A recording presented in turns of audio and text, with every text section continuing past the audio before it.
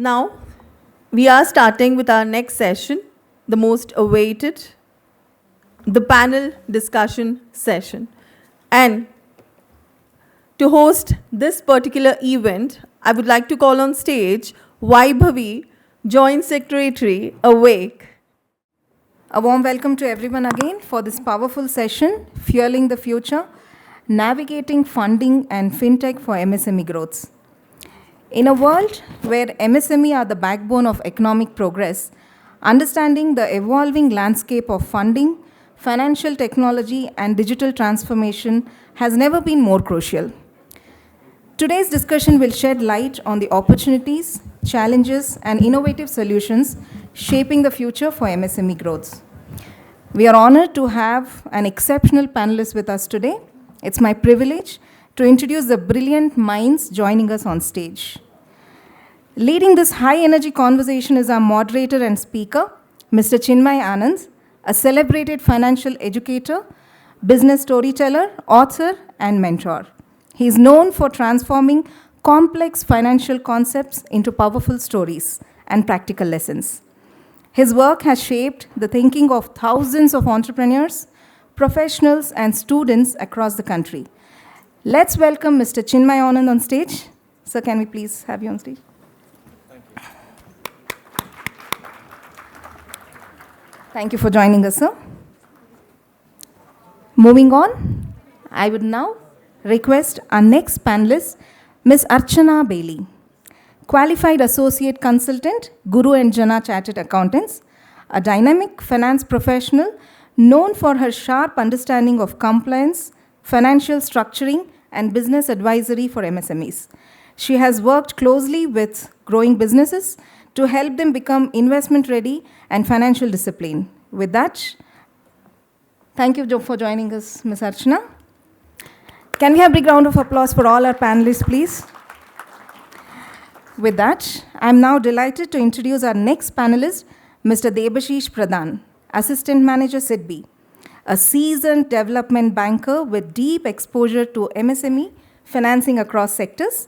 He has been instrumental in driving key government schemes, enabling access to credit, and supporting thousands of small businesses through innovative lending programs and financial inclusion initiatives. Let's keep the energy going as we welcome our next panelist, Mr. Devraj, MSME Director, a driving force behind MSME development and policy implementation. He works at the heart of enterprise growth, supporting entrepreneurs and resources, guidance and ecosystem building initiatives. His leadership has strengthened MSME support structures at multiple levels. It gives me great pleasure to have all our esteemed panelists on stage. I'm honored to introduce our next panelist, Mr. J.C. Tumurugan, WCMS Investments, an accomplished investment professional with expertise in business scaling, market strategy, and financial planning. He brings a strong understanding of how enterprises can attract capital, plan long-term growth, and navigate the challenges of expansion. Let's give a big round of applause to all our distinguished panelists. And now, with great pleasure, I hand it over to our moderator, Mr. Chinmay Anand. Over to you, sir. Thank you, Vaibhavi ma'am, for introducing all of us. You made my job a little bit easy. It's great to be here in this particular auditorium, Manipal Academy. The person who comes to my mind is obviously TMA Pai. I was told back in 1950s, he went around pretty much covering 200 kilometers of radius around Manipal, raising funds. And he had come to my grandmother's place, which is a place called Gudde Keri near Agumbe. And those days, my great-grandmother, her name is Kadama. So she was the second person in the whole of Shimoga district to purchase Ambassador. And I was told that she used to carry a double-barrel gun those days. And he went around raising funds. Other person who comes to my mind whenever I see Awake is late Dr. Madhura Chhatrapati, founding member of Awake. I used to fondly call her as Madhura Auntie. How many of you know Dr. Madhura Chhatrapati? Or I should be asking who doesn't know her. I'm sure whenever we interacted with her, she was full of energy, always hope and talking innovation and things like that. So just imagine if TMA Pai sir and Dr. Madhura Chaturpati was here in this hall, how proud they should be seeing all of this thing happening. So to begin with, I would like to congratulate, thank all the core committee members, past and present of all these various associations to making sure that we have these kind of conclaves and summit. Yes, we are less than 30% auditorium that is full, but it doesn't matter. Let's give a huge round of applause as we kickstart this panel discussion. As I mentioned, to start Manipal Institute, Academy, they needed funds. I'm sure to start Awake, they needed funds. To organize these kind of summits, we need funds. To start, grow, expand any business, startup, we need funds, and that is exactly what we'll be discussing in this particular panel discussion. So I have with me Mr. Devraj sir, who is the Joint Director from the Ministry of MSME. We'll be asking him questions. Uma Reddy ma'am was pointing and looking at him, saying about schemes. So, sir, definitely we have a lot of hopes that we'll walk away with some particular scheme which MSME can relate to. We have all the way from Chennai, Tumurugan sir, for more than 20 years, he's been doing the matchmaking.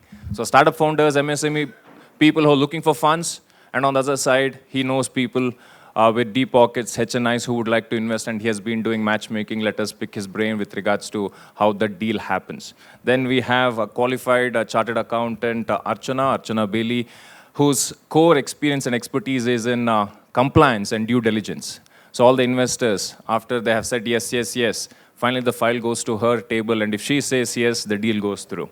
And then we have Mr. Debashish Pradhan, who has got over 50 years of experience being part of SIDBI. So let us understand what SIDBI does and how we can probably avail their particular service. Well, I would like to start with Devraj sir. Uma Reddy ma'am was talking about all the schemes, all the support Ministry of MSME has. But many a times, people are not aware of it. And you, I'm sure, on a weekly basis, you see hundreds of application and business owners approaching your department. Where do you think is the major gap, serious gap in most of these applications? Which are those boxes you think most of them don't tick? Good morning. Let us categorize into two types of entrepreneurs. Now, the existing entrepreneurs and the prospective entrepreneurs. Once I say what is the gap for the existing entrepreneurs. The existing entrepreneurs, when we see the micro and small entrepreneurs, they are the lone warriors. They'll be looking out at the unit from scratch to the making profits. So they don't find time in analyzing the schemes that has been put out from the government of Karnataka or government of India. There are a lot more schemes, and we always interact with the associations, CASIA, FKCCI, Awake, many more associations, Pinya industry associations, and we reach to them to disseminate our schemes. Many times there are participants who are new to understand what are the schemes available with the MSMEs. And many times, as the same entrepreneur asking the same question, when was this scheme launched? When the scheme is told about, they don't have the seriousness to understand the scheme or how to implement. Maybe the scheme guidelines looks very simple when they are put out.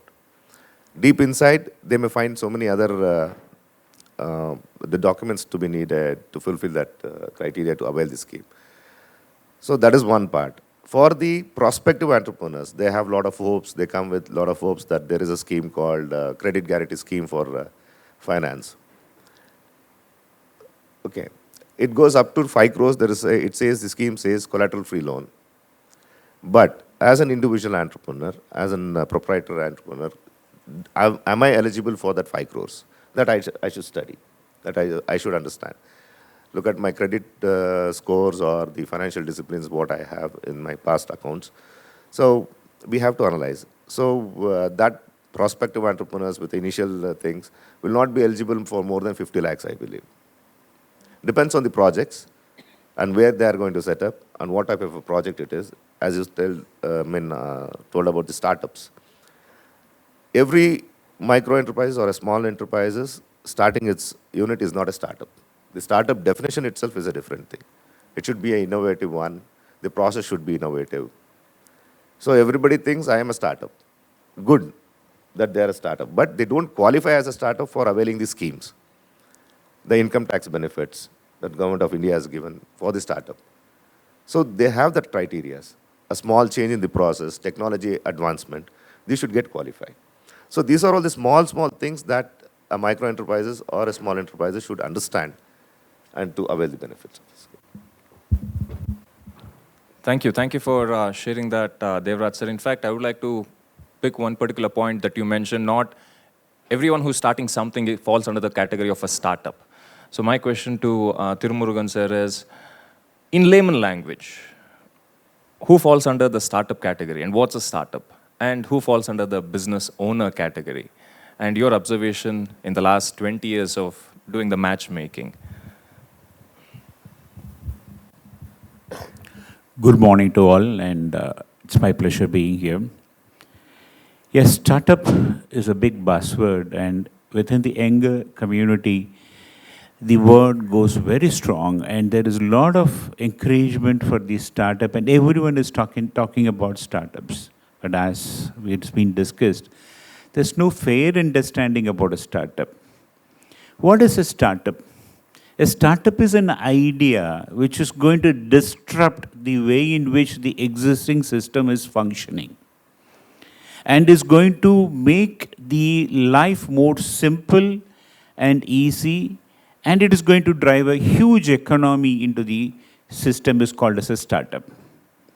Let us take a small example, how we were been traveling before Ola or Uber has come into the place. It was very difficult. So Ola and Uber has made our experience, travel experience, much easy and comfortable.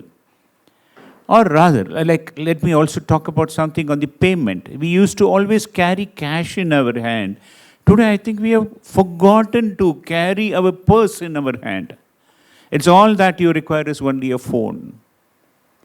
You go with the phone, you make any type of payments. So that is the innovative idea which has transformed the existing way of operation, brought in the ease of doing things. Okay, what is business? Business is nothing but you identify a demand, and there is a demand, and you go to address that demand. It could be a manufacturing, it could be a service, or it could be technology. You identify this demand, go to address that demand is called as a business. Wherein you are not going to do any major disruption in the existing system, but you are just addressing the system, demand, and that is how you do it. So this is how you have to understand the difference between a startup and a business altogether. Thank you, Tumurugan sir. Now that he has kind of set the context and explained us the difference between startup and MSME business, I would like to know in the audience, how many of you think you fall under the category of startup by the show of hands? Okay, so you are the disruptors. Okay. How many of you fall under the category of business owners? Shall I say rest of you or majority of you? Okay, great. Now this way I think the panelists will also get an idea with regards to how they should be curating their answers. Even the question paper was leaked yesterday evening. Question to Archana. So Archana ma'am, you qualified CA and you have worked with the Big Four, and now you have been part of Guru and Jana, where you do the due diligence. So pretty much you ensure that whatever they have said is what actually is happening. What are some of the common mistakes that you keep seeing on with all these, let's say, startups and also business owners who are seeking funding? Thank you, Chinmay. It's a pleasure being here. So I think like they've already put it into buckets saying business and startup. One thing that's common, everybody needs funds. Anybody who needs funds goes to an investor and the file comes to any consultant, typically CAs or lawyers, for a financial diligence and a legal diligence. So the common mistakes, at least I think I've had the privilege of being on both sides. I've been with startups for the first 10 years of my career, and now I work with a consultancy firm where we're on the other side, so I know the pain points of both. But common mistakes, like Chinmay was saying, I think what happens is in all the jargons and the buzzwords and the story that somebody is trying to present, any investor that we have seen typically look for a clear problem statement, the solution that you're bringing in, how you intend to solve it, and a tangible executable business plan that speaks numbers. How are you going to get there? What is your unit economics? What is the profit you're going to make, and what is your market? If these few key metrics are missing in your story, in the deck that you're presenting, it creates a lot of confusion and sort of, the putt does not look very clear for somebody who's looking to bet on your business. This is primary to look for in the story that you're telling your investors. Great, great. Thank you. In fact, after listening to you and also Tumurugan sir, it reminds me of one of the best definitions I came across when it comes to startup. Startup is a search for a scalable, profitable business model. And I believe if it ticks that box, maybe the investors might get excited to take it forward. Thank you. Debashish ji, you have more than 15 years of experience being part of SIDBI. Please tell us what SIDBI does, the role, and who should be approaching you, and your responsibility within that particular space. Thank you. Good morning once again. SIDBI, it's a Government of India financial institute, Small Industries Development Bank of India. It started in the year 1991. We are engaged in promotion, development, and financing of MSME. Let's understand why MSME and why funding to MSME is so crucial. In our country, in like last session, it was told, there are 7.5 crore MSMEs are there in India with revised guidelines. A MSME means where investment in plant and machinery is up to 125 crore or turnover is up to 500 crore. Means 99.99% of enterprises in India falls under MSME categories. And another is, they are performing very well. They are contributing 1/3 to the GDP, 40% to the export, and highest contribute to the employment after agriculture. Even though they are performing so well, but challenges are limitless. One of the biggest challenges is funding to MSME. Let's understand what is the biggest challenge in funding. Because the MSMEs get the funding at a very high interest rate. If you see the government data, then it says that 24% gap is there. Means in India, MSMEs need additional 30 lakh crore. And if we see women entrepreneurs, the credit gap is too high. Means there are limited supply to MSMEs by the women entrepreneurs. So there is a lot of fund requirement or funding requirement to the MSME. So SIDBI are there to provide the funding solution to MSME by way of directly or indirectly. At present, in India, total bank exposure to MSME is around 30 lakh crore. And SIDBI's exposure to the MSME is around 3 lakh crore. Means 100 rupees in India going to MSME, for 10, out of that 10 rupees, SIDBI is involved directly or indirectly. In a single line, we are working for providing funding solution to MSME, that too at a adequate funding, at a competitive pricing, at a easier term. For that, we are working, SIDBI is working for. Great, thank you. In fact, when you talk from the large country perspective, lakhs and crores, that's when we try to, we kind of sense the magnitude of how challenging this is. Because for someone who is in Pune and working, they are like, I need that 50 lakhs or 1 crore. Why is it so hard to go and get that particular thing? In fact, yesterday I was in one of the Pune industry. All the mementos that we saw, so they do that. And again, it was a woman entrepreneur, and she was saying, when I was having conversation with her, she said, sometimes I get huge order. That is when I need help. I don't need that long-term kind of a loan. But again, I understand the challenges on both sides. Now, back to Devraj sir.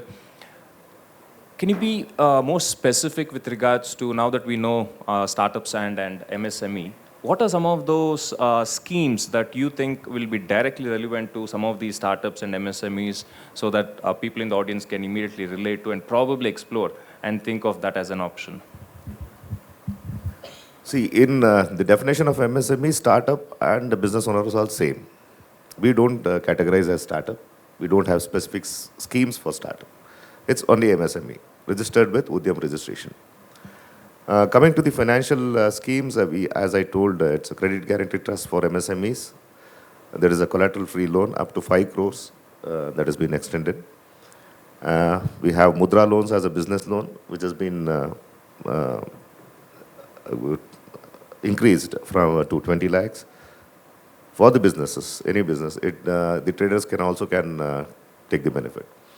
The manufacturing and service sectors, we have a lot more other subsidies, if I can say, not a subsidy, it's a reimbursement, the encouraging the certain schemes like Z certification we have, where it says zero defect components and zero effect on the environment, that certification.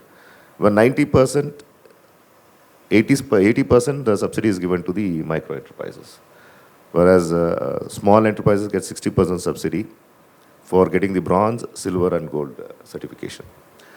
As such, now the micro enterprises are not seeing the benefits of the Z certification directly. In future, probably that becomes a criteria for the procurement to the centrally owned PSUs. Many banks have come forward to extend the facility of reducing the processing charges if they are a Z-certified company. And somewhere the few of the banks have reduced their interest rates also by 0.25%. A lot more encouragement has been given for that Z certification. Apart from that, if an unit purchases an pollution equipment, control equipment, who is a Z-certified company, they get a subsidy up to 3 lakhs for the equipment that has been, the machinery that has been procured to reduce the pollution. So these are all the benefits that has been given. Going forward, like a lot of women entrepreneurs in the food processing industry, they have the brand name, trademark. See, we are reimbursing the trademark charges that has been incurred by the micro and small enterprises, up to 10,000 rupees. And trademark, we are going, not the trademark, barcode. For 3 years, we are supporting. If they are supplying to the chain of stores, they need to get the barcodes. So for 3 years, around 56,250 rupees is reimbursed, one-time reimbursement for micro and small enterprises. And as I told, our ministry has got schemes from innovation to market. For incubation, we are funding 15 lakhs per idea to the host institutes. Even Manipal from Udupi is our host institute. So a lot more, around 52 colleges have been, technical colleges have been identified as a host institute to incubate the idea that has been generated by the students or the MSME entrepreneurs. Likewise, design clinic scheme we have, up to 30 lakhs funding is given for micro enterprises. It's a 60-40 combination. 60% is from Government of India, 40% from the MSMEs or the individual innovator. So likewise, a lot more these type of encouragements are given in the niche areas to protect the ideas. If I saw many startups, so if it is, their idea is innovative and it has been patented, domestic patents get reimbursement up to 1 lakh. International certification patent gets up to 5 lakhs reimbursement. These are the encouragements that has been given. We have a lot more facilities in the, in the market. As all women entrepreneurs know, it's a public procurement act where 3% of the overall procurement by PSUs should be procured from the woman entrepreneur. None of the PSUs have been able to reach that target. Whereas the whole of micro and small enterprises, they have crossed 35 to 40% PSUs. When it comes to women entrepreneurs, the privilege that has been given to the women entrepreneurs, they are not able to supply the goods or the services to these PSUs. So there is a gap where they can tap these opportunity. And coming to the marketing part, trade fairs, we reimburse 100% to the woman entrepreneur who participates in the trade fairs happening all over India, where Ministry of MSMEs participates. So it's up to 1.25 lakhs if it is a ACT, and along with that 25,000 contingency charges. So 1.5 lakhs if they are participating in the trade fairs that is happening in the A cities, and other cities it is up to 80,000. So a lot more encouragements are given, and the Z certification, 80% for micro, another 10% extra for the women entrepreneurs. It's only 90%. So the fees is around 10,000 for bronze, 40,000 for silver, and 90,000 for the gold. So you can imagine what the expenditure would come to the woman entrepreneur if she is going for the Z certification. So a lot more financial engagement is also given to them. Thank you. So a quick follow-up question. If someone wants to know more about the Z certification, you mentioned on a high level the benefits. Should they go through a consultant or can they approach you or your department directly? Where can they get more information about the Z certification? So we are there in Bangalore and it's all on the website. It's an online platform. They can apply online. No need to go to a consultant. Consultants cannot take up this job. There are 3 levels of Z certification. There is a pledge to be taken and immediately you get a response from the QCI, which is an implementing agency. If you go to the next level, Z certification and a consultant will be deployed for you to guide them. They'll deploy the consultant. So there is not necessary to reach out to the consultant for Z certification. It is a very easy process. Bronze has 5 parameters. To qualify for the silver, we have 14 parameters, which is almost achievable. Looking at the terms, we should not feel afraid, saying that any certification is a lot of documents. It needs only 5 steps to clear the bronze certification, and 14 parameters, maybe some of the good practices, manufacturing practices, will get the silver. Another 20, as added 6, the total 20 parameters gets the gold. Statistics, if I go, around 68 Z certifications have happened in Karnataka. Roughly around 58,000 or 58,500 are on bronze. Gold is more than silver. So there is achievable target. Only thing is the business owners have to spend some time to go through the 20 parameters where all they can fit in easily can avail that certification. Thank you for doing that, sir. I would highly encourage all the business owners and entrepreneurs to start exploring this option rather than leaving it till the last minute. As they say, luck is the meeting point of our preparedness to passing by opportunities. So when the opportunity comes and you don't have that Z certificate, well, probably someone else might benefit out of it. Thank you for sharing that, Devraj sir. Now, Tumurugan sir, if you could quickly tell us if someone is looking for, let's say, up to 10 lakhs to 50 lakhs, 50 to 1 CR, 1 CR to 5 CR, what are some of the options that are available for them to explore? Because someone who's looking for 10 lakhs, definitely if they're trying to knock a door of an investor who doesn't invest anything less than 10 CR doesn't make sense. So if you could quickly tell us from your 20 years of experience, where exactly or how exactly or where should they start heading towards for these kind of brackets of funding?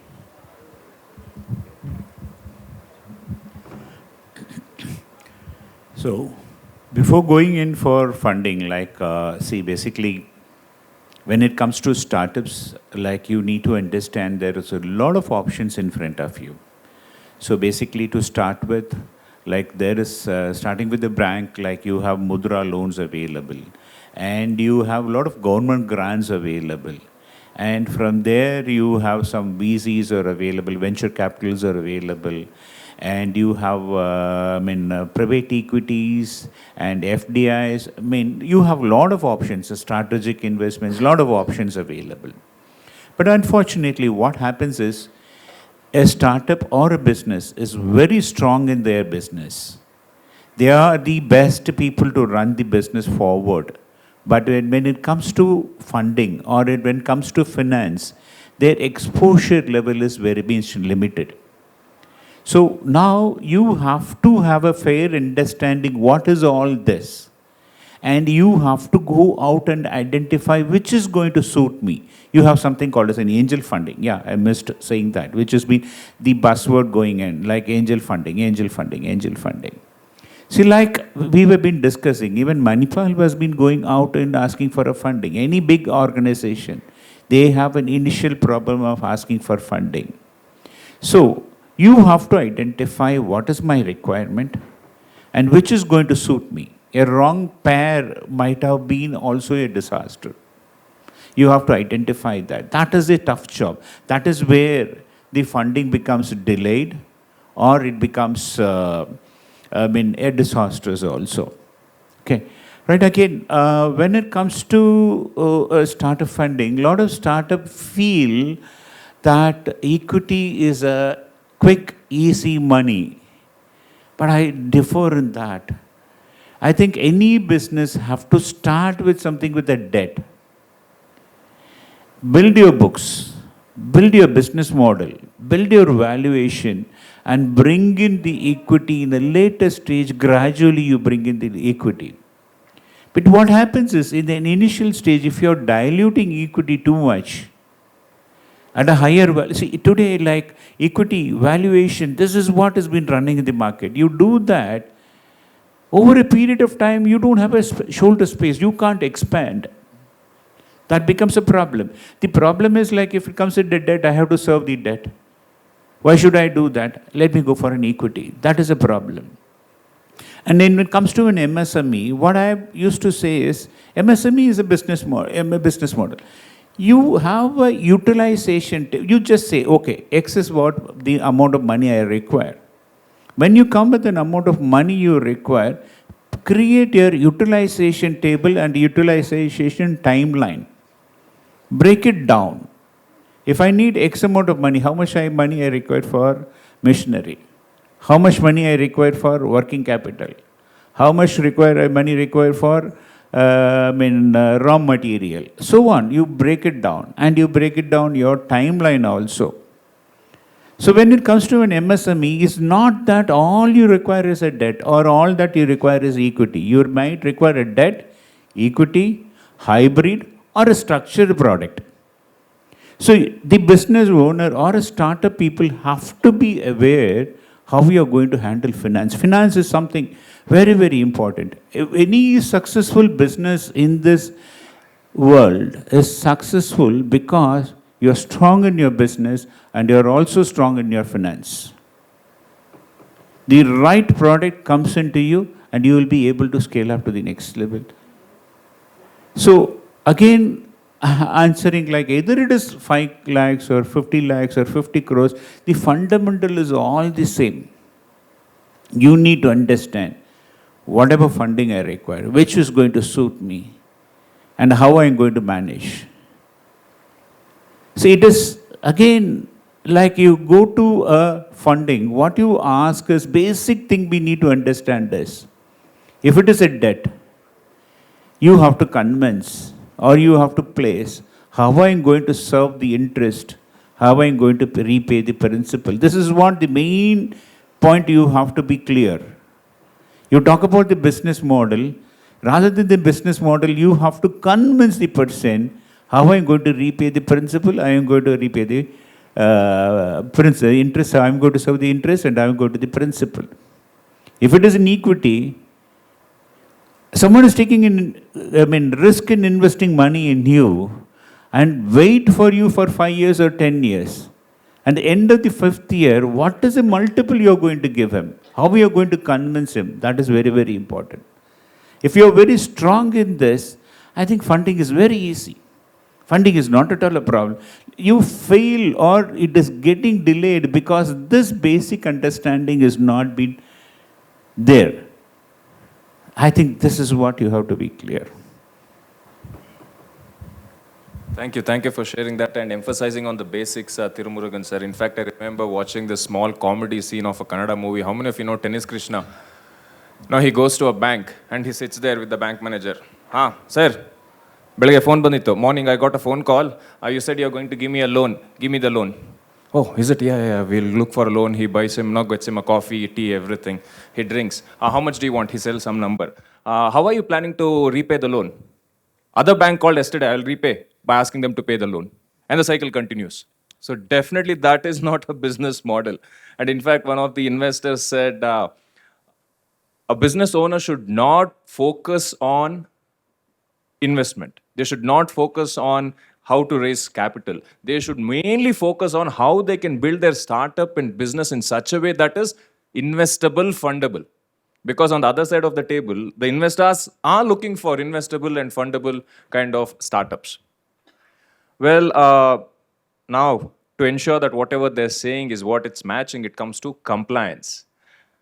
So, Archana, question for you. You have been seeing all these startups and companies. Many of them, they don't intentionally want to be on the wrong side of the law, but sometimes they overlook and they say that this was something that person was supposed to do, this manager was supposed to do, that consultant was supposed to do, and unfortunately, end of the day, they don't have that business or a startup which is compliant. Could you please shed some light on it, and maybe for us to relate maybe a couple of examples and also a quick checklist of what one should be prepared with even before they think of raising funds? Thank you. Thank you, Sunil. I think Sir made a beautiful point just now. He said when there's a startup, there's so much focus on the business and making it big that finance gets left behind. You know, it's always treated as a cost center. Being in the industry before coming to a consultancy firm, the finance team is hated the most by the promoters because you draw your salary but you don't earn any revenue. And secondly, by the other employees. If it's a tech startup, they hate you because you are doing their TDS and you're releasing salary without that portion that you're eating up. So many startups, many small businesses tend to take, I don't think it's very deliberate because like Mr. Chinmay pointed out, it happens when there is no pause on growth. You're all focused on the business, and finance and compliance, which are actually very, very essential, take a back seat for different reasons. Cost constraints, focus is not on these aspects, and many such things. To make it relatable, in fact, like Mr. Chinna was saying, if I could pull up an example, this particular thing we are personally working on right now, it pertains to something that happened in 2015. That's about 10 years ago. Husband and wife in Bangalore, they wanted to start a small business. They had done their share of employment and career was doing good. They were in the software sector. So they went ahead and started a small software company that was designing some software for banks. It helped banks integrate internal softwares, and this was their pitch. Business idea was great. They could start it with their own funds. Now, they were getting huge contracts from even small companies that were then starting to be fintech companies. In 2015, it was just the beginning of the boom. Some of the companies had a mandate, we will give you a huge contract, but I need the business name to be registered in the US. I cannot sign up with an Indian registered business. You can do all the operations here. Your employees will be here, your functioning, everything can be India, but I need the billing and the contract to be at a US level. Now husband and wife knew that they had enough money, they had savings, they didn't have a problem, and somebody told them it's very easy to start a business in the US. You don't even have to send money. If you know somebody there, get them to speak to some consultants in the US, some CPA will be able to certify some KYC bare minimum documents, start a company. In 2015, both of them sent $1,000 each. That was it. Just $1,000 each, $2,000 to very close family friends who were in the US. These family friends additionally put in $1,000 each. They were also husband and wife couple. So totally, there was a $4,000 company incorporated in the US in 2015 only because they were getting huge contracts with the name of the US entity. All the work was happening in India. Now everything went on, no issues. 10 years later, fast forward to 2025, the company is doing really well. Nobody has raised any questions so far. Everything is going very well. There's a huge buyer in the US. Now, these two also are quite old and they want to retire. They're done. They want to put their feet up. Children are settled. They want to take a neat exit and relax in life. A very, very big potential investor in the US market approaches them and says, I'm ready to take over your business. Now, the typical DD starts. And we were not doing this DD, but somebody else was. The case came to us for a different matter. So a thorough DD was done. The price offered was excellent. All four parties were very happy. In fact, the family friends in the US were very grateful that they are getting a very good exit. Do you know where it got hit? When the buyer wanted to buy, he wanted the history, the tail of documents for the shares of the US company because all the contracts of the big consultants who had signed up for the software were with the US entity.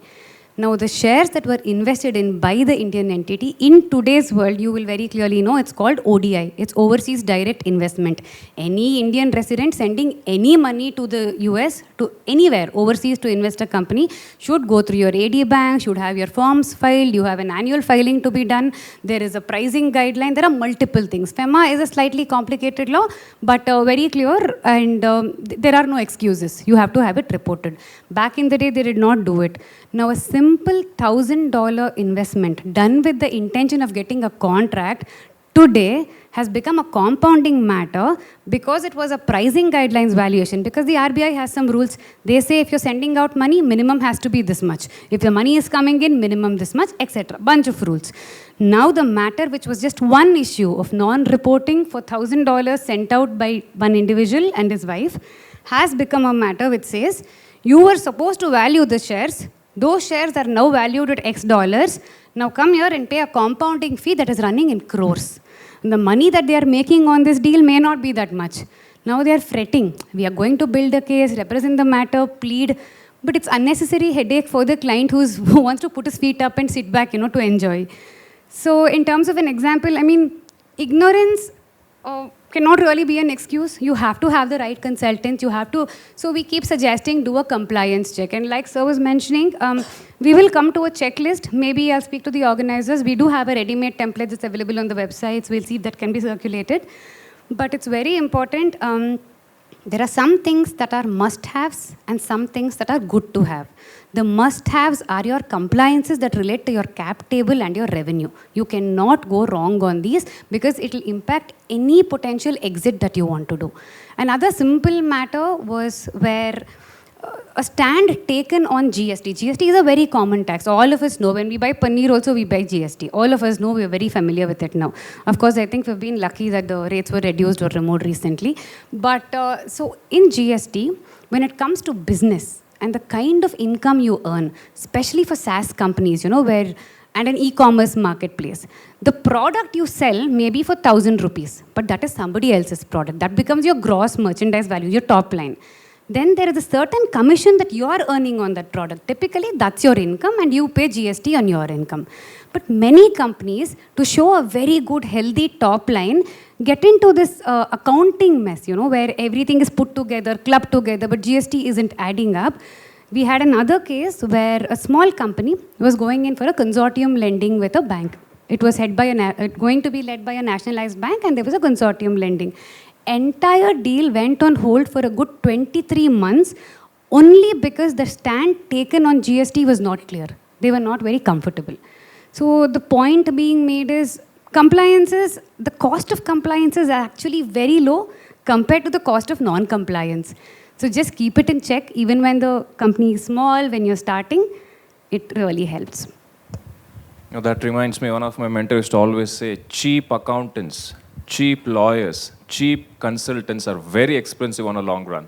So there are certain things that cannot be non-negotiable. Thank you. Thank you for sharing that, Archana. I'll be asking one more question to Debashish ji, and probably we'll open the forum for one or two question and answers, because I think we are already 1 hour behind schedule. So if you have got any question in mind, kindly rephrase it so that our esteemed panelists can answer. So Debashish ji, you have been part of SIDBI for more than 15 years. In fact, you have been an assistant manager at various banks. Yeah. Let's say 20 years back. Yeah. How was the mindset of an entrepreneur, business owner, when they were seeking funds, loan, and how is the mindset? Okay. How is their approach 20 years back and 20 years fast forward?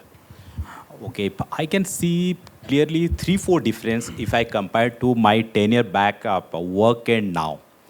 10 years back, if some entrepreneur enters to our office for a discussion, 50% of them, they used to ask us, what business I do? There is no clear idea, or there is no clear-cut idea of how to do the business, where to reach. But today, entrepreneur, I believe they are the visionaries. They have clear-cut idea, what they want to do, and next 1 year down the line, next 3 years down the line, or 5 years down the line, where they want to reach. That is the huge difference. And the second thing I can see, 10 years back, people used to come just to serve the demand of the local market or for the domestic market. But now 80% of entrepreneurs, where we go for a discussion, they talk about to cater the global demand. Third thing is that 10 years back, I don't see much women entrepreneurship. But today, more than 30% we do have discussion are women entrepreneurs. These are the basic difference we see. And to cater the needs, our banking system has also diverted, means accepted the demand of the clients. Initially, we are more focusing on secure-based funding. But now, instead of going secured based funding, we are focusing more on cash flow and the guarantees that available from the CGT, MSE, NCGCC. We are trying to explore more than taking mortgage or secured business. These are the difference at present, if I say on the client or the MSME perspective view or a banker's perspective view. Great. Thank you. Thank you for sharing that, sir. In fact, one of my observation is, again, this is me personally observing, here in India, when it comes to banks and all the financial institution, the risk appetite is slightly more. I used to live in Australia for 10, 12 years. I read a report back in 70s and 80s, the banks who were giving loan for businesses, most of the loans was nearly 70, 80% to businesses. And today it is less than 25%. So they've become very risk averse. But here I see that even unsecured or based on the cash flow, they're ready to take that kind of a risk. So that's great. Now, would like to open the forum for any questions. Anyone in the audience would like to ask a question? Only questions, no statements? Well, I don't see. Yes, sir. Maybe you can shout out. We should be able to hear you. Hi, oh, yeah, I think probably need a mic. Yes, Mr. Uday. Yeah, you'll have to use a mic. Thank you. Hello. Yeah, I just have a couple of questions. So I'm Uday. I'm running an eco-friendly product company. So basically, I try doing a lot of exports and things like that. So I'm just in the initial stages. So when it comes to export, what happens is initially we might need a lot of advance coming in, something like a term loan and things like that. So is there any government policy or government loans or something you can get only for a short-term period? So one is that part, because say, for example, I do an export of 50 lakh rupees. So I would have to give advance and other things to be done if I'm a trader or things like that. So when it comes to that level, I wouldn't want a complete year loan, such a small loan coming into picture, one. So is there any options government or banks can provide in terms of term loans and short-term period? The second question coming here is again on the export side. So probably, see, there are a lot of, what do you call, paperwork and refund and other things in terms of GST. There are no set guidelines in terms of even when I go to my auditor and say that I'm doing export work, and how do I put it across on my dollar payment and Indian refund and things like that. It's quite very confusing, and the challenges what we face, and when you start asking people, they say, I've not done any export work. I just have to put my invoices through it. And if you're getting a refund, well and good. But me as an owner, it becomes very important for me to know that is there any set rules that I have to work across so that, my refunds comes in place, because the GST refund on that part is quite high for us. Because the profit margin is lesser, the GST refund becomes a good part for us. So if there anybody can give me a Sure. Thank you for both the questions. I think the first question can be answered, followed by Devashish Ji. And then the second question may be by Archana. I'm not sure I'm going to fire your options. And maybe the whole thing can be wrapped up by Tumurugan, sir. Exports. It's a banker. Okay, then probably you can mention that and we can The short-term things on all, probably there is no as such grants or scheme from Ministry of MSME. It is the CGTMEC that gives for only the plant and machinery and a part of working capital. Probably the bankers would look up to you regarding your cash flow or something. Based on that, probably SIDBI would be the people who can answer this.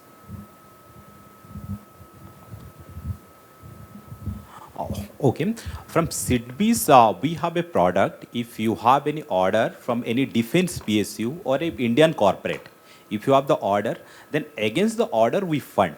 But at present, we don't have any product that cater to, means if you got any order from an from a foreign country, that facility we don't have. But we do have working capital facility. You can avail working capital facility up to 10 crore under CGTMEC you can avail. In addition to that, recently the entire banking system for the working capital has been changed last 2-3 months.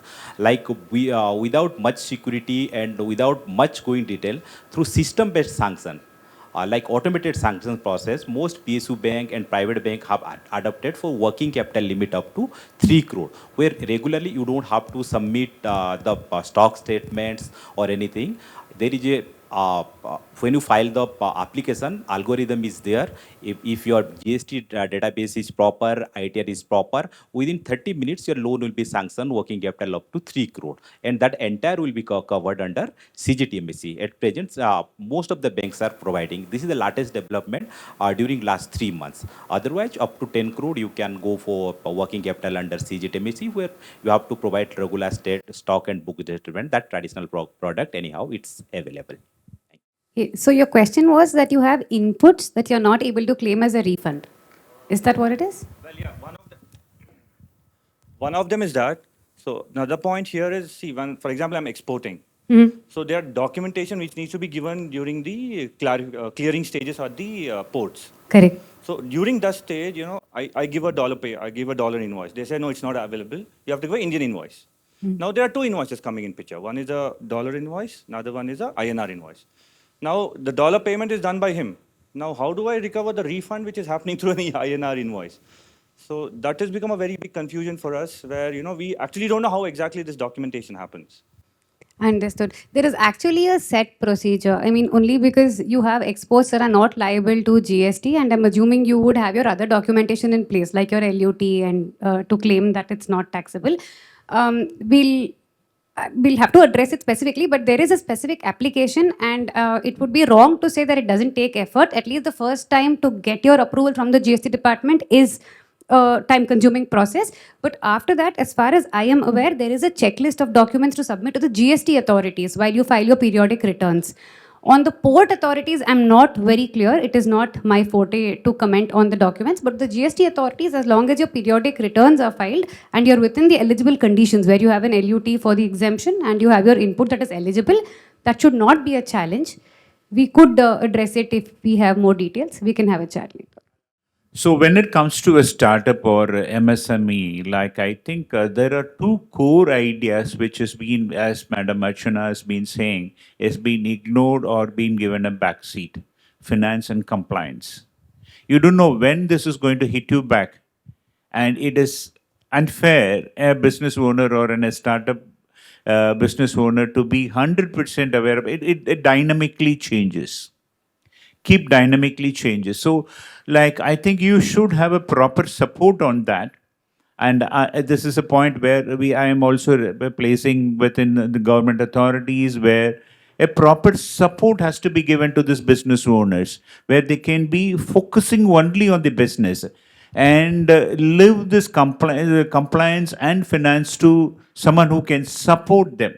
Not all businesses are getting a perfect support on this. That is a gray or a key area that has to be addressed. That is, I do accept with that, number one. Another one is, when it comes to a fundraising, one thing we need to understand is, once I've been introduced as a matchmaker or something like that. So yes, I'm a fintech aggregator, bringing the opportunities and the resource together. So what I have understood here is, one side, the business owners or the startup people are craving in for funding. They need the funding to take up the business to the next level. That has been happening. In Bangalore, you have a lot of startup ideas. Everyone is going around, and funding for years, they are not able to attract that funding. The other side, there are a lot of investors who want to invest money. They are not able to identify a right business opportunity. So, as an investor, what happens is, I'm sitting with money is a problem. This money has to be deployed. If I'm sitting with the money, it means that I'm killing my money. It has to be invested. So, there is a problem on the both sides. If you're able to match this, I think funding is going to pour in like anything. And today, what we are, India, we have to be, each and everyone have to be proud to be an Indian. And this stage, the entire world is looking at investing in India. What else we need? As a business owner, what else we need? And Indian economy, you know very well, like we are outperforming 8.6%, fourth largest economy in this world. And shortly we are going to be the first largest economy in this world. It's going to happen. Thank you. And who's going to do that? It's all nothing but the business community is going to do that. And MSME is going to do that. Forget about the biggies. Forget about Adani's, Ambani's. Pushing India to the first largest economy is going to happen only by MSMEs and startups. So, if you're able to do that, if you're able to have a straight focus, funding is not at all a problem. But preparedness, are you prepared? Are you investable is a problem. If you're able to address that, there's a huge opportunity in front of you. Thank you. Thank you, Tumurugan sir. Again, to quickly, more or less summarize. We have a couple of questions. Do we have time for that, Anupama? Few more minutes? Okay. Now, slowly, I think audience are getting warmed up. Good afternoon. I am Ananta from Venture Based Promotions Private Limited, a startup started in February this year.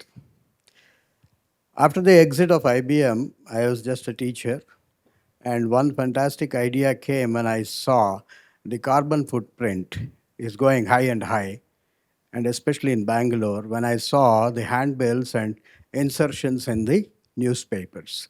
The life of that is just one day. And if we look at the internet, one A4 size sheet to produce, it takes 4 grams of carbon dioxide, which is a greenhouse gas, traps the temperature. This was one concern. When I imagined the size of the Bangalore, it is about 150 lakhs. And even if 1 lakh people print the pamphlets, even 1,000, it is going to generate 4 lakh kgs of carbon dioxide on a day-to-day basis. This was one concern for me, and I just thought about only Bangalore. The second thing what I thought is, every business people should be digitally present to be discoverable. So how can I make it? So both these I achieved from my product, which is displayed in the stall here, called as Offer Bees. In less than 10 minutes, I can make any business to be digitally present and to be discoverable by the people. No need of domains, no need of websites. Sorry to interrupt, sir. Question, if you could move to that part, please. I needed funding assistance for that. Oh, you were pitching. Okay. Well, you made the best use of the opportunity. So good afternoon. Continue to this. We had approached the bank, and the bank, we don't have any assets, in the sense, no machinery. Whatever, it is a digital platform. So we don't have any machineries to be purchased at all. So the bankers who have spoken to us, they said, until unless you don't have a machinery, we won't be able to fund you. Or receivables. See, we have started the company almost 10 months back, and we have developed the software, and we have 7 softwares to be pitched in continuously. And we have just started our renew, and in a span of 4 days, we have done around 360 downloads without any advertisements at all. So we are expecting a turnover of around 200 to 250 crores in a span of 1 year. So we just want some small Sir, funding. if I may, because I've been on the other side of the table where we have invested in more than 43 startups. Yes, Again, my personal take on this, if I were you, I wouldn't knock the door of a bank. This is me. Simply because, as you rightly said, it's not a typical brick mortar kind of a thing where they are going to say, okay, even if I don't get back my money, how can I recover? So probably I would suggest knocking the door of investors who would be ready to take the kind of risk that you are already taking, and they might say yes or no. But again, don't settle with 5 or 10 investors. You should have at least 100 investors, the list, name, and you have to keep asking. Can you help us? Not me, not at this stage. Okay. But I can probably point you at the right direction who might be interested, or get in touch with Tumurugan, sir. That's fine. See, the thing is, again, you're trying to sell the future, the where the market is going to be. And if someone sees that, then yes, as we know the typical, the famous story of Jeff Bezos. 73 of the investors said, what is internet? They couldn't even visualize. And I have been with some of the VCs. They say the biggest challenge for any VC, any investor is to visualize how big the market is going to be. Even one of the famous Silicon investors who's been investing for 30, 40 years, he said no to Airbnb. He said, who is going to allow strangers to sleep in their living room? But look at Airbnb. So you'll have to sell that particular vision. And if I were you, I would consider investors and maybe say no to the bank. Nothing against the bank, but again, they have a different way of funding. Well, on that note, before she mutes the mic, let me quickly wrap up. One of the best advice that I got is go to the bank and ask for loan when you don't really need a loan. Go and knock the door of an investor when you don't really need an investment. See, it's like you're driving a car and it hits empty. Immediately it says, do you want me to search nearby fuel station? So when you need that working capital, when you need that 5-10 crores to develop that particular thing, you should have all these options in front of you. One of the things investors and bankers are scared is when someone is desperate for money. There is a saying in Germany, a person who is fast to borrow is slow to pay. So that is where they sense that. You should have the runway of 3 to 6 months, and then you should have comfortably options. You should choose which bank you should go with. You should choose which investor that you should go with. And again, be on the right side of the law. Even you might be doing the right thing and you might think this is an issue with my auditor or whoever it is. End of the day, you are the one who will be getting the love letter from the Honorable Finance Minister Nirmala Aunty. And nothing can be done. You have to deal with it. And finally, keep the spirit on, keep attending these kind of conclaves and summit so that we can encourage all our federations and Chamber of Commerce and all the amazing work all these wonderful people are doing. Thank you so much. Thank you all the esteemed panelists. Over to you. I would request all the panel members and the host to be seated on the dais itself. Right. So, Bona ma'am will go ahead and start our next set of award achievers. Right. So, it's now time to honor one of our shining achievers, many leaders who has transformed their industry with dedication, innovation, and excellence. So, to begin with, I would like to call on stage M.G. Balakrishna, immediate past president, FKCCI. Please, sir. It's an honor for us to go ahead and honor you with this particular award. Thank you and congratulations.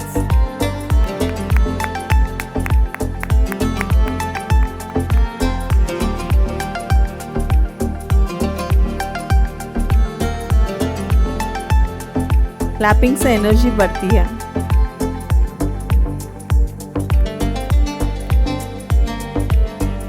Thank you.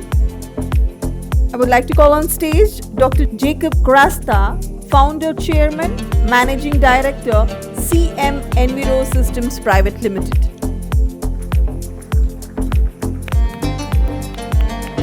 Congratulations.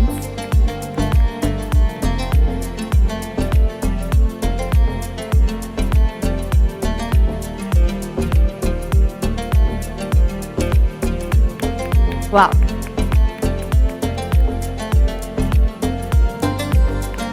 Congratulations, Dr. Jacob. Now I would like to call on stage Geeta Shetty, Founder, Grooming Gurukul Private Limited. Okay, she's unavailable over here. Mr. Karthik Narayan, Founder, Trishul Investments.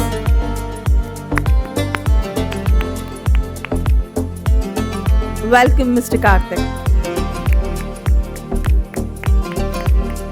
Let's keep the energy going.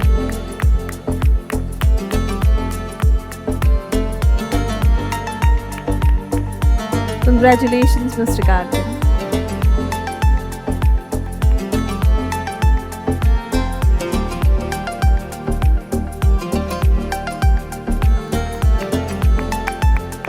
I know his team members are here to go ahead and support him always. Congratulations. Next, Mamata NL, Founder, Urban Millets Private Limited, Mamta Foods.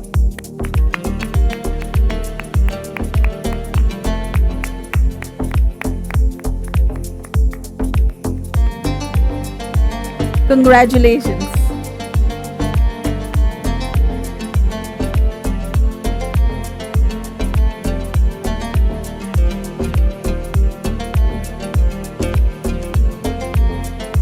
Congratulations.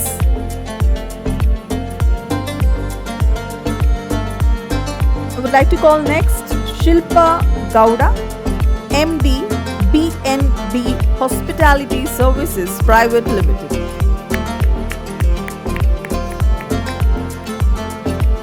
On behalf of Shilpa Gowda,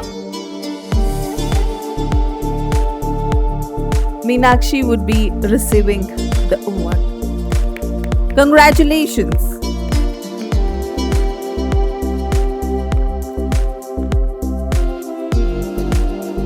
Next, I would like to call on stage Chittamani Gundappa, Padma Sheshadri, proprietor, Aditya Restaurant, Taj Mahal Hotel. I would like to call on stage next would be Rajni Rekha, the entrepreneur, the founder director, Rivers Laveste. Dasari Sri Lakshmi Reddy. Okay, so many delegates, guests were unable to attend today's session because of the flight delay and the other issues. So I think that tomorrow they'll be going ahead. The next award would be for Dr. Nityananda Narayana Swami Mudliar, founder and CEO, Skin Experts. Out. Venkatesh SV, founder and CEO, Profile.in.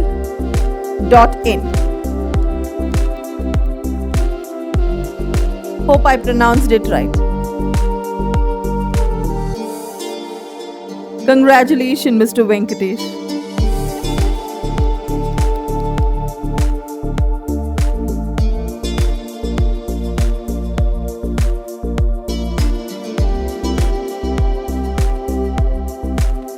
Next, Lakshmi Shastri.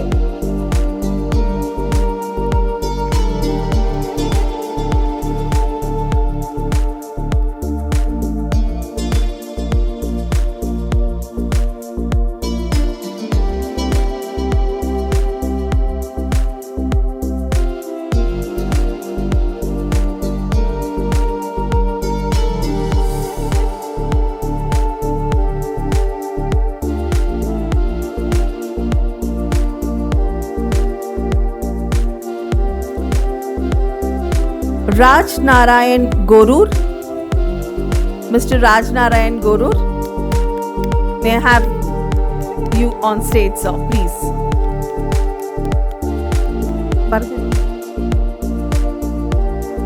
I'm so sorry, sir. Only the name has been mentioned here. I'm sorry. Well, Radel Electronics.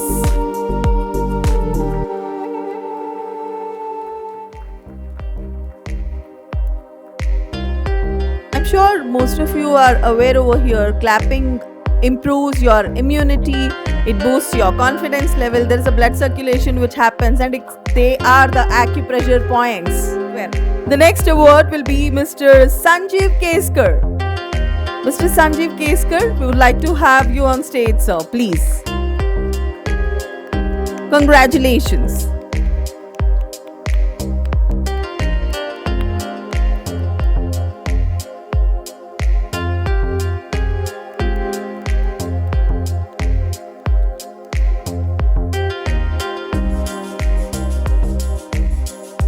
Thank you, sir. Dr.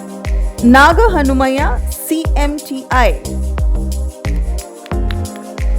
Let's have a huge round of applause, please.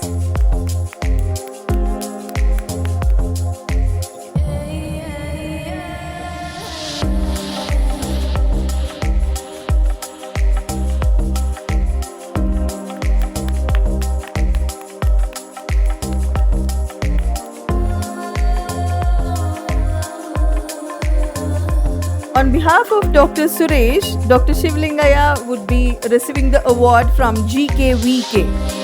Please, sir.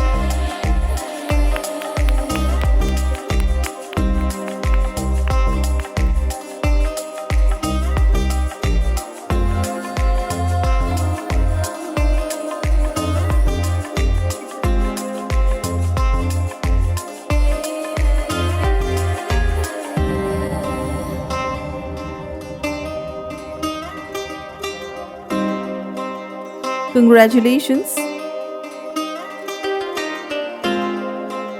I would like to thank all the panelist members and also our moderator and our committee members.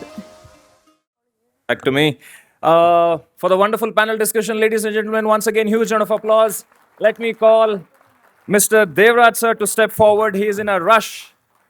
I'm not sure if he wants to catch a flight or he needs to head back to his office. Bona ma'am, will you be doing the honors? Do we need to invite anyone else on stage? No, you'll do that. So let's welcome the president of Awake, Bona ma'am, to kindly do the honors, hand over the memento to our esteemed panelist, Devraj sir, followed by Mr. Tumurugan, who has come all the way from Chennai, ladies and gentlemen. That deserves a huge round of applause. I request Mr. Debashis to kindly step forward. He's from Sidby. In spite of all their busy schedules, they have come here to grace the occasion. And of course, we had quite a bit of interaction to ensure that this will be a meaningful panel discussion. And I hope that you have found it informative and valuable. Now, I would like to request the qualified CA, Archana Bailey, to step forward. She specifically mentioned qualified because she saw CA on my shirt and she said, no, that's Chinmayananda, you're not qualified to call yourself as a CA. Well, I'm not sure if there is a memento for me. If yes, I would like to step forward, Bona ma'am. Oh yes, ladies and gentlemen, huge round of applause for the moderator of the session, Chinmayananda. Of course, he deserves a huge round of applause.